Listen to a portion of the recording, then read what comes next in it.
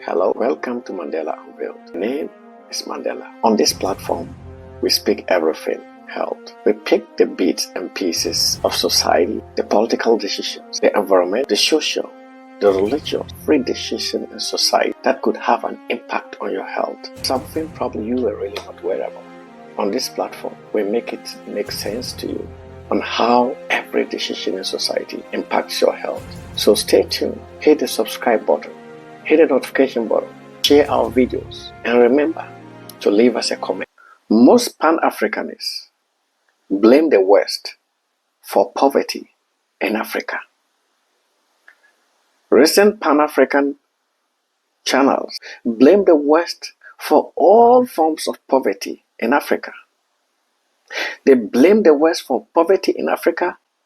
They came to enslave us with Christianity, to prevent us from thinking outside the box, preventing us from growing. And is this actually true? Is this actually the reality? Indeed, Africans are very religious. But have the West stopped attending church? As a matter of fact, people in the Western countries have not stopped going to church either. They worship God like Africans do. So why would these Pan-Africanists think and try to make it look as if the West are the reason why Africans are poor? Why would Pan-Africanists believe that Africans are poor? Or why would the West believe that Africans are poor? Because of the actions and the inactions of other people. Surely, from where I sit, Africans are not poor because of the white man. Africans are not poor because of Christianity that the West brought to Africa.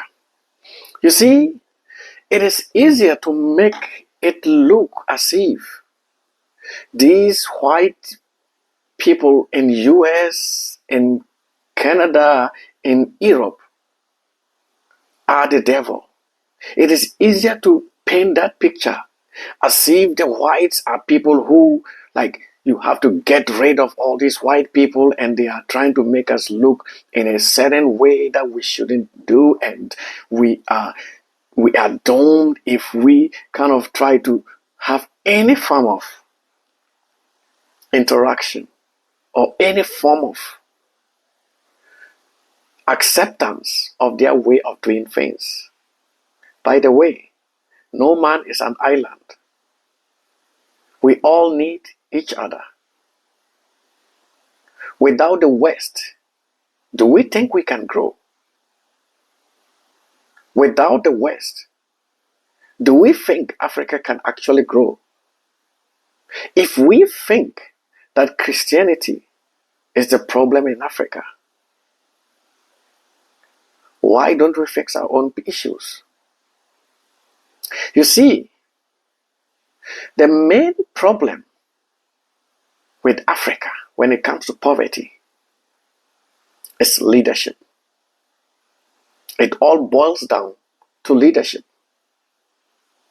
You see, those Pan-Africanists who even take to social media to preach about how we have been enslaved with Christianity, those Pan-Africanists who take to the social media to condemn the United States, condemn UK, to condemn France for colonialism,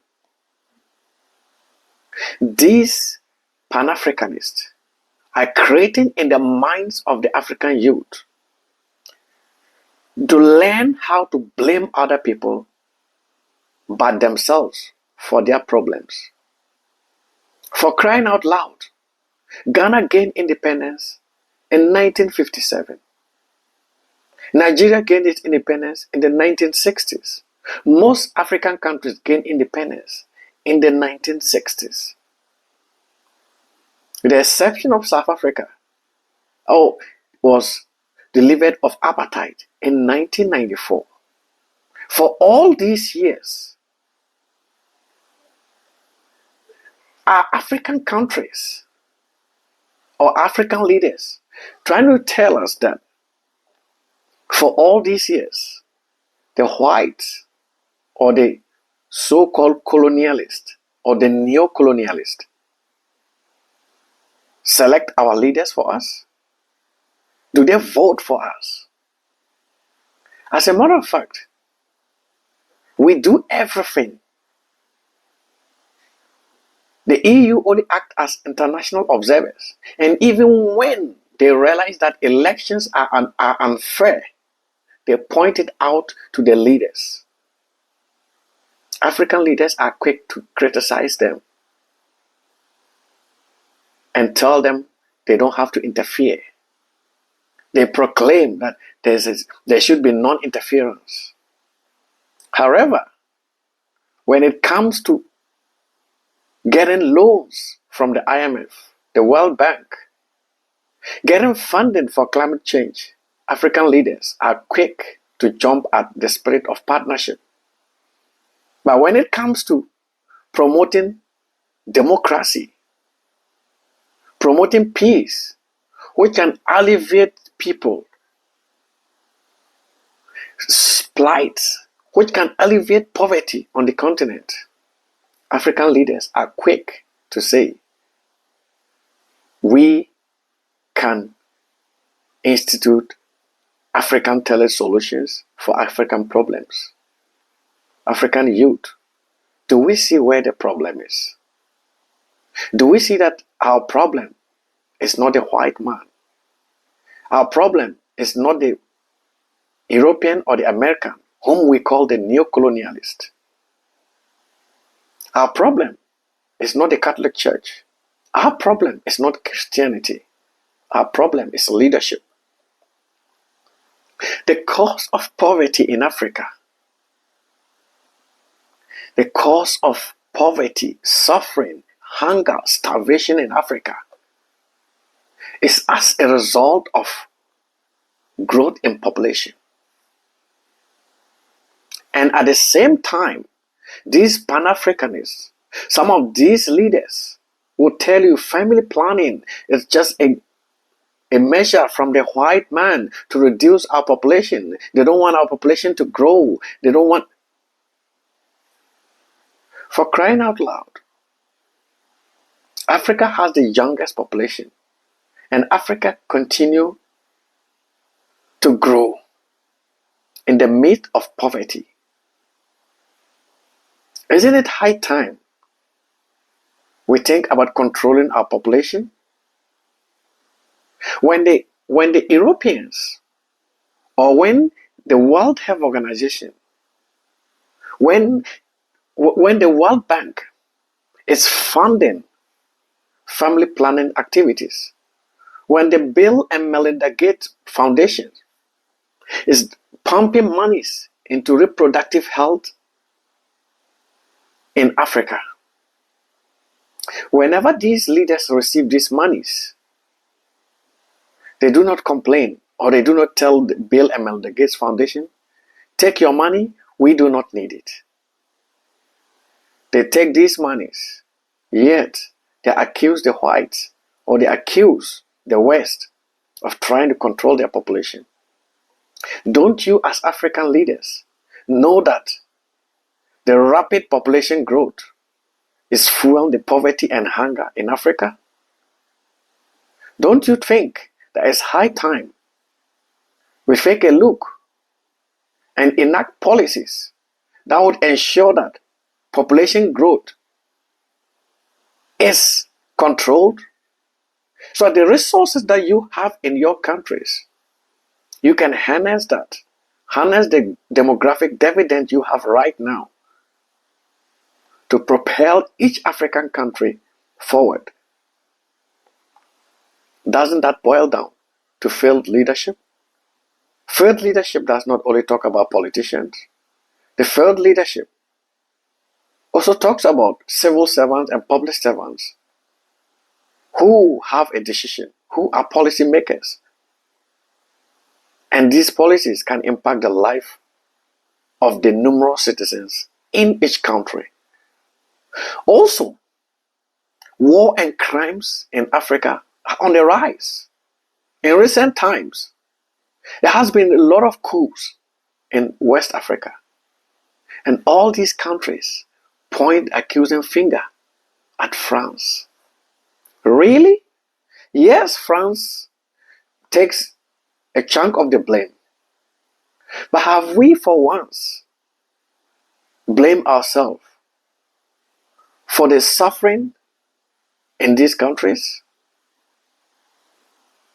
Countries like Mali, countries like Burkina Faso, countries like Guinea have vast natural resources. Congo, mention the countries.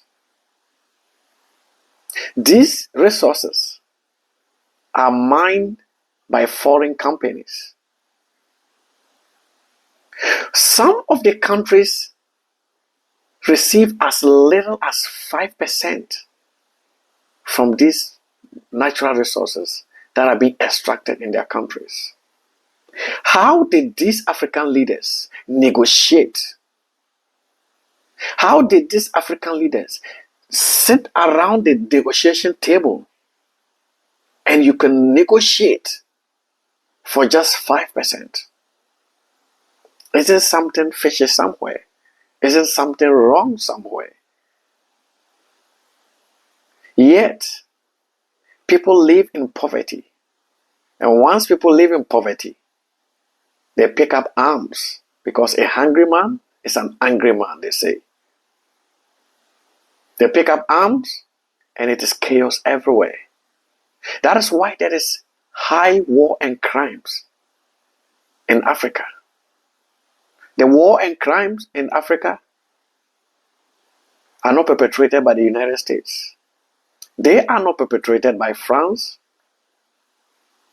As a matter of fact, France and the United States would love African countries to be relatively stable so that their companies can extract the natural resources peacefully without loss of lives.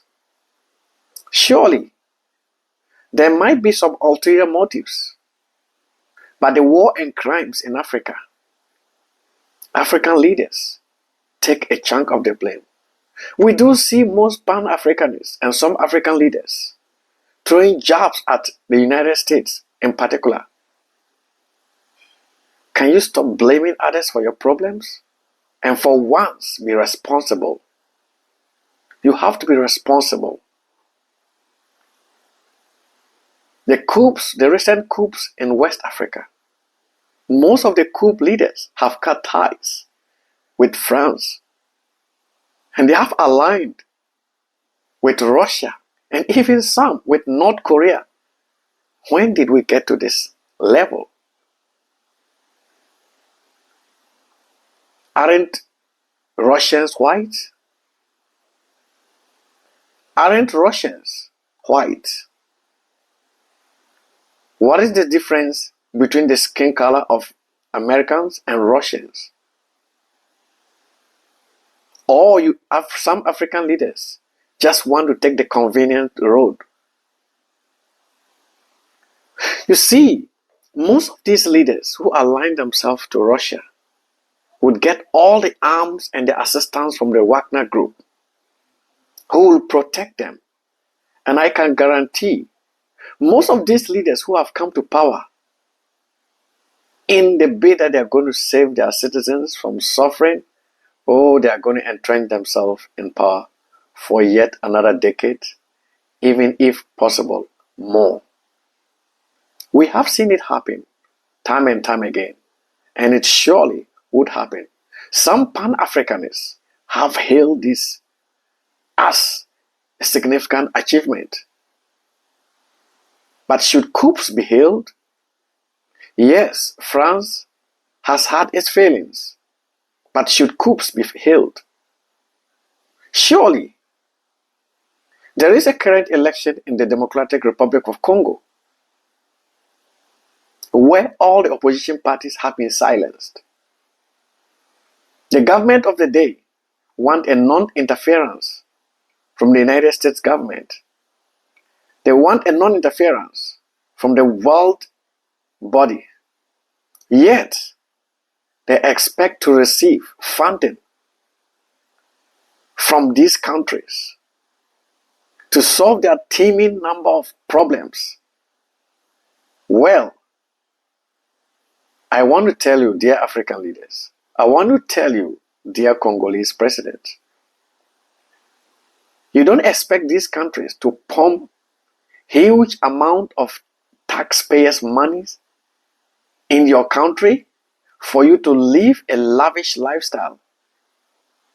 And and they wouldn't have a say in whatever you do.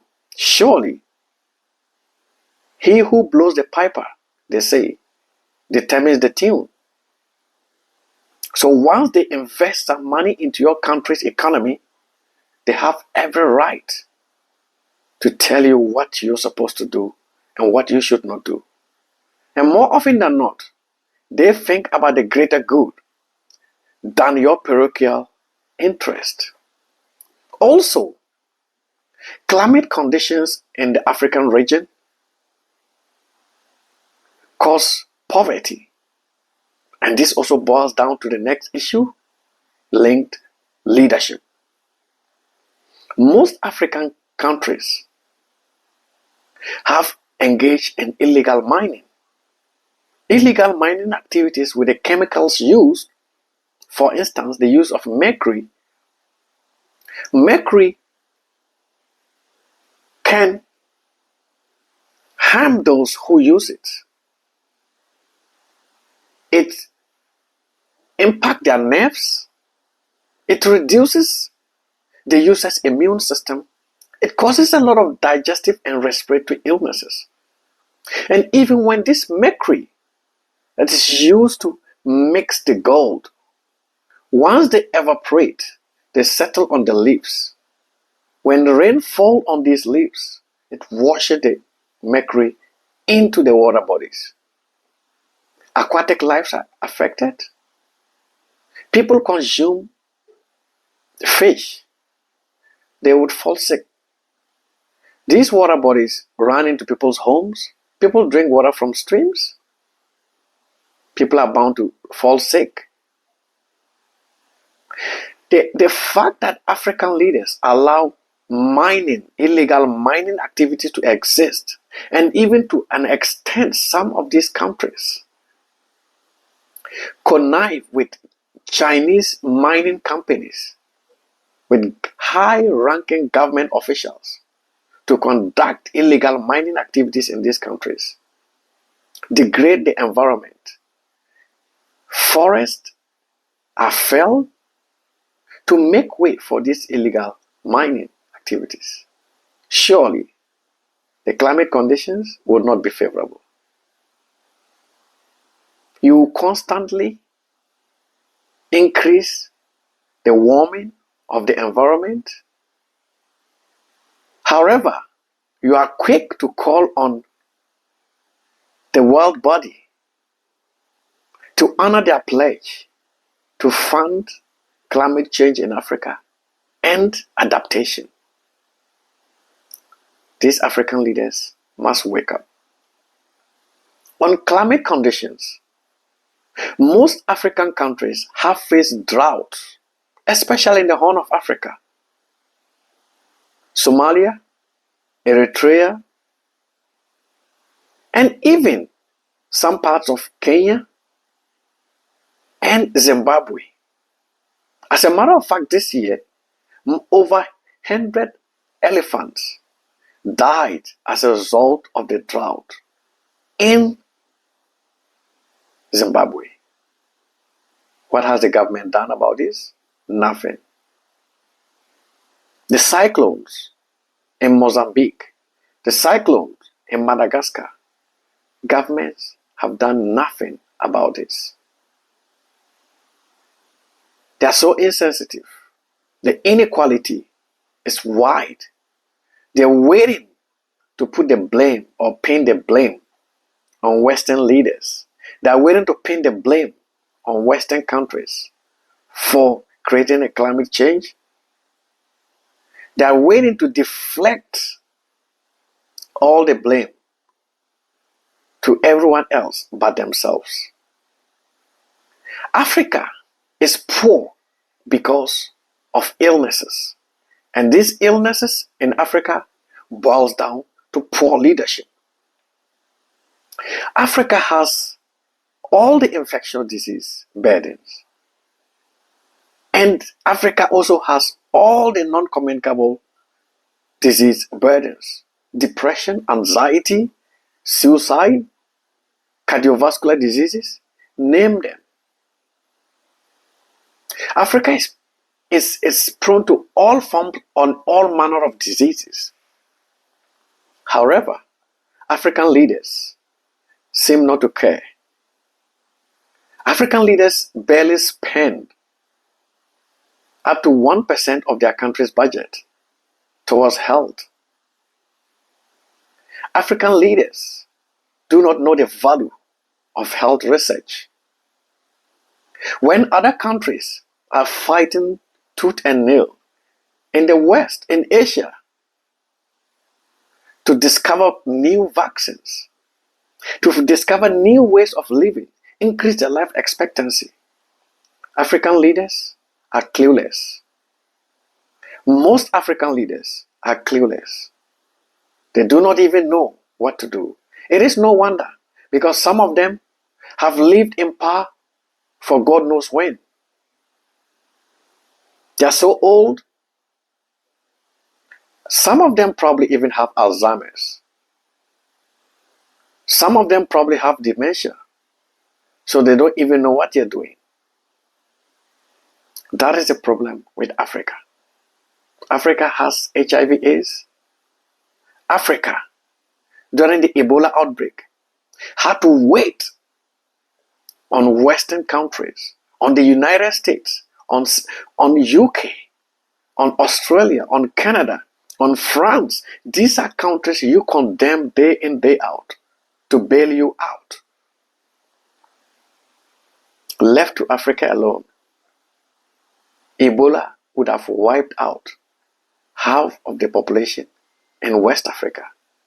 Yet, after the Ebola outbreak, they were quick to jump onto the world media to criticize the West for not acting quick enough.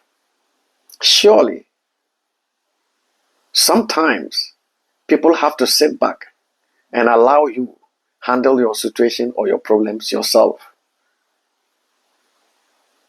If not for the intervention of the United States, UK, and its allies, Ebola would have been so deadly.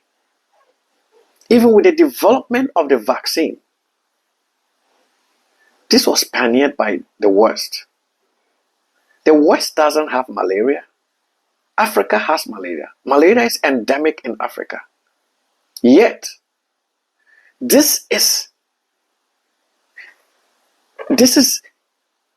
a faith that has been taken up by Gavi, by the Bill and the Melinda Gates Foundation, who have worked assiduously over the years to come out with a novel malaria vaccine. No African country's contribution came to this. Yet, these African countries, their leaders, some leaders are quick enough to blame the West for their problems. Well, the illnesses in Africa, the malnutrition in children, the HIV/AIDS, all these lead to years lived with disability.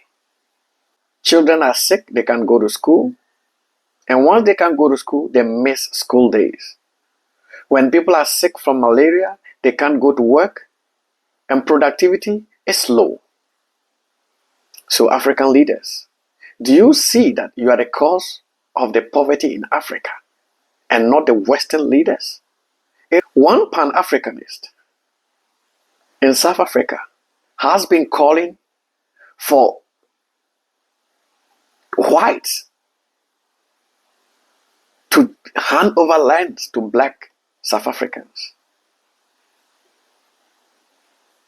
has been calling for blacks to take lands by force. However, African leaders seem not to learn from history. This was a similar thing that happened in Zimbabwe. When the then Rhodesia, all the lands were claimed from the white farmers and given to black Zimbabweans. Fast forward 2023, President Emerson Mnangagwa is paying white farmers to take back their lands to produce food. You know, almost all the African countries that do not have white populations rely on subsistence farming. South Africa, that has the largest white population and the largest white farmers, produce sufficient food for the country. There's food sufficient. Once our society is diversified, the white farmers in South Africa have all the skills. They have all the technical know-how. So if a country like South Africa wants to drive out the white farmers, where is the food going to come from?